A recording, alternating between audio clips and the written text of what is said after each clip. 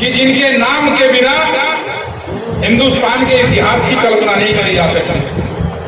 अगर हिंदुस्तान के इतिहास से वीर शिरोमणि महाराणा प्रताप या वीर शिरोमणि पृथ्वीराज चौहान जी का नाम मिटा दो तो इतिहास के पन्ने पूरे नहीं हो सकते। इतना बड़ा नाम और इतनी बड़ी शख्सियत ये दोनों थे।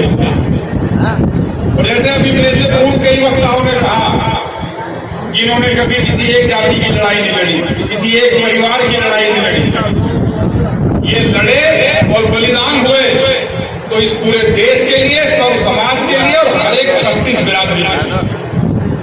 लेकिन आज कुछ हमारे समाज में नेता एक नई परिपाटी चला दी। एक नई परिपाटी ये चला दी है कि यहाँ तो सब समाज बैठना है, त्यागी समाज है, सैनी समाज है, कश्यप समाज है, राजपूत समाज है, सभी समाज को जोड़ के एक गुलदस्ता तैयार करा राकेश कुंडील जी ने।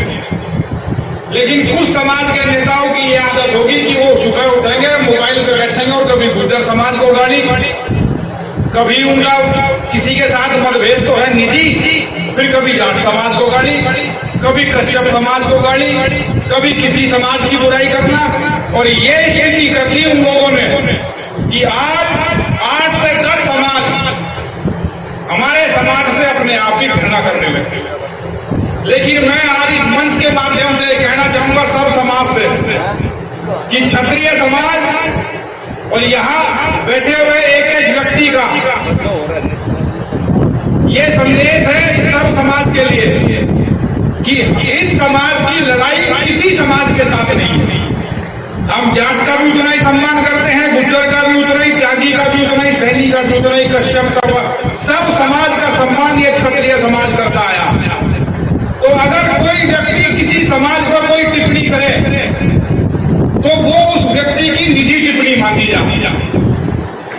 वो टिप्पणी पूरे समाज की नहीं है। मैं यहाँ बड़े जिम्मेदारी के साथ इस मंच के सामने कह रहा हूं, क्योंकि हमने क्षत्रिय समाज ने हमेशा जोड़ने का काम करा।